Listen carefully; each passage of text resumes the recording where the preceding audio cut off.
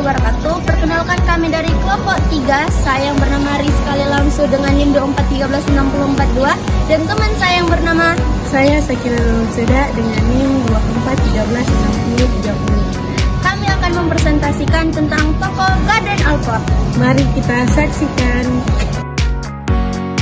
Nah, teman-teman, di sini saya akan menjelaskan biografi singkat dari Garden Alport. Nama lengkapnya adalah Garden Willard Alport. Ia lahir di Montezuma, Indiana pada tanggal 11 November 1897. Ia merupakan anak bungsu dari 4 bersaudara. Setelah lulus SMA, Alport mengikuti jejak kakaknya mengambil jurusan psikologi di Harvard. Ia menerima undangan dari kakaknya untuk tinggal bersamanya di Wiener. Nah, di sanalah Alport bertemu dengan Sigmund Freud, kemudian mempengaruhi ide-ide yang dimiliki Alport mengenai kepribadian. Alport meninggal dunia pada tanggal 9 Oktober 1967. Nah, baik, di sini kita akan masuk ke teori, yaitu struktur kepribadian. Selanjutnya, struktur kepribadian. Sifat atau trait merupakan predisposisi untuk merespon secara sama kelompok stimuli yang mirip. Suatu struktur neuropsikis yang memiliki kemampuan untuk menjadikan banyak stimuli berfungsi ekuivalen dan memulai serta membimbing bentuk-bentuk tingkah laku yang adaptif dan ekspresif. Nah, teman-teman, kita masuk ke sifat-sifat yang terpenting dari trait. Yang pertama adalah nyata. Trait bukan konsep abstrak, tapi nyata karena terkait dengan struktur otak. Yang kedua, konsisten.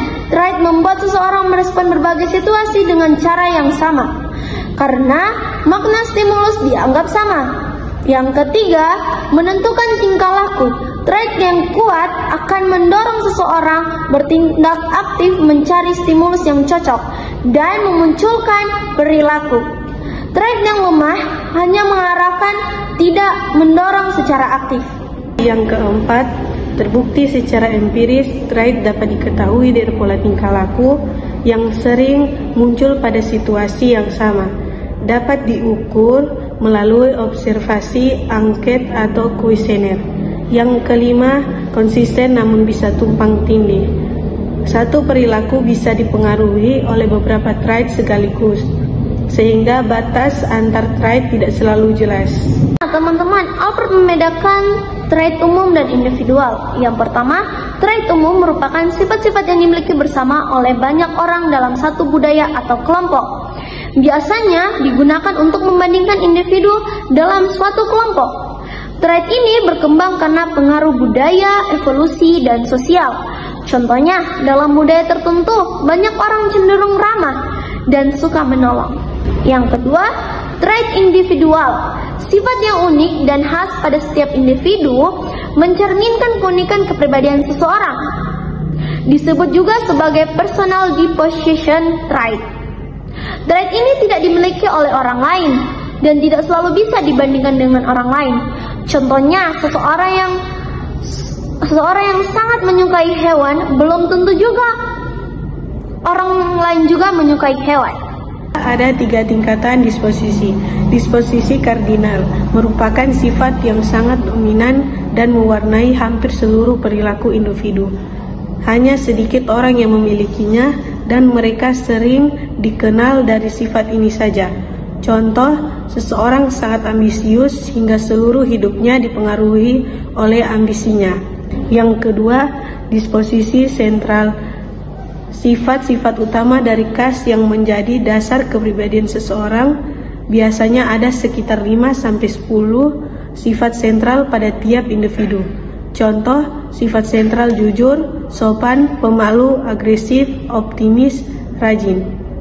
Yang ketiga, disposisi sekunder. Sifat yang kurang menonjol, tidak konsisten, dan hanya muncul dalam situasi tertentu. Kurang penting untuk menggambarkan kepribadian secara umum.